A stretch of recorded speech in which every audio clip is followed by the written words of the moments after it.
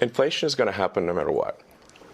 If you increase the money supply, you get inflation. And just over the last few years, the US printed trillions of dollars. And most people don't truly understand how big a trillion is. And now that we're facing an inflation crisis, how do we fix it? There's not some magical cure for getting rid of inflation. As long as the ratio of money to ratio of goods and services stays, if that stays constant, you have no inflation. More money, if you add money to the system faster than you increase goods and services, right, then you have inflation. So all of these COVID sort of stimulus bills were not paid for. They just generated more currency.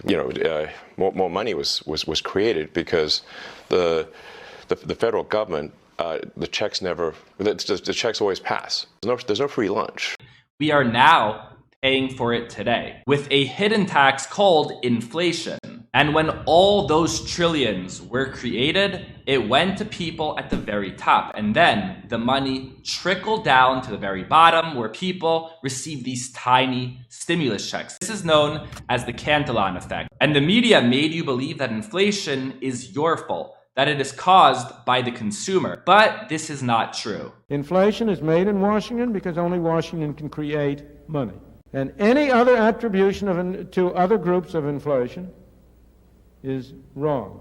What produces it is too much government spending and too much government creation of money and nothing else. And it got to a point where you would need this amount of Venezuelan bolivars to buy this toilet paper. And it would take this amount of paper money to buy this chicken. And this amount to buy just a few tomatoes. When the money breaks, everything breaks. Money is the glue to society. Money is how people cooperate, interact, and trade services with each other. And when the money breaks, everything collapses. And throughout history, we have seen it time and time again. Fiat money eventually goes to zero. The answer is decentralized cryptocurrency. Because when you have a decentralized cryptocurrency, instead of having one person or 10 people making the rules are made by thousands of people, even hundreds of thousands of people. There's a big misconception about decentralized cryptocurrency. There's this belief that the rules are locked, that they can't change. This is not true. Countries themselves know